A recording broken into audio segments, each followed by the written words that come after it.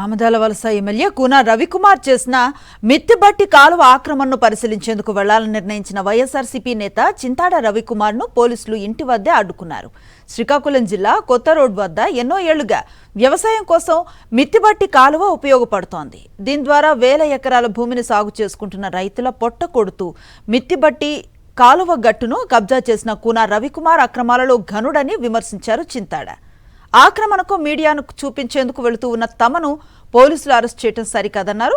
కబ్జా చేయకపోతే తమను అడ్డుకోవాల్సిన అవసరం ఏంటని ప్రశ్నించారు.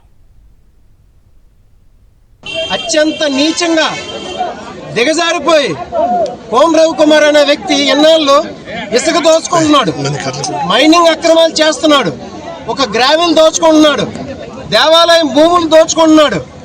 ఈరోజు అత్యంత దారుణంగా దిగజారిపోయి సభ్య సమాజం సిగ్గుపడేలా రైతులకు ఉపయోగపడే పంట కాలువ తాలూకు గొట్లు దోచుకుంటున్నాడు. ఇంకంతకన్నా దిగజారిపోయినటువంటి మనిషి ఎక్కడైనా ఉంటాడా?